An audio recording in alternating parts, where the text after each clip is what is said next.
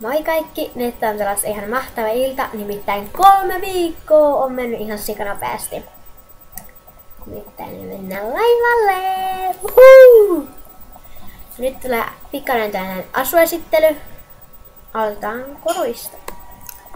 Eli tällainen ristikoru Seppälästä. Nämä kynnet on Seppälästä. Sitten nämä korut on Seppälä, Seppälä, Seppälä. Nämä tuli tällaisessa niinku 3 ryhmässä, tälleen niinku nää. Ja sitten mä astin tän ihan erikseen tän ristikorun ja tekin on Seppälästä. Sitten mä otin tällaisen jakun, mikä menee tälleen kivasti, missä on tällaista hilettä noissa olkapäissä. Sitten tällaisen paidan. Tässä on tällaiset, niinku sit siellä on takana kans tuollainen, mutta on vähän erilainen. Sitten ihan tavalliset farkut, ja en muista mistä tää on ostettu, mutta tää on ostettu Lindexistä. Ja ehkä tulee videota laivalta, mutta ei ole mitään varmaa, koska meillä on niin paljon hauskaa, että ehkä me ei ehditä ottaa mitään videoa, mutta sitten sen jälkeen voi tulla vähän videoa, että mitä mä oon sieltä ostanut ja tällaista, mitä me siellä tehtiin ja niin edespäin. Ja mun Instagram-nimen löydätte tuolta alta,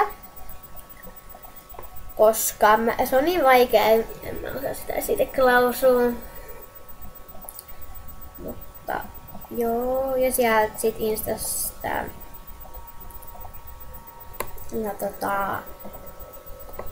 löytyy se mun pesu, mitä voitte Instagramissa seurata.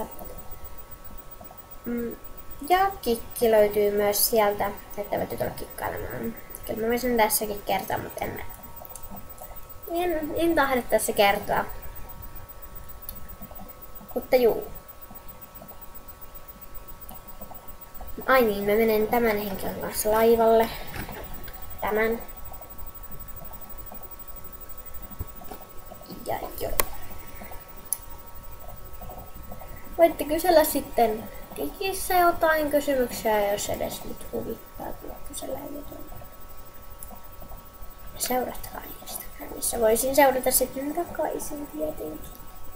Mut ja moikka!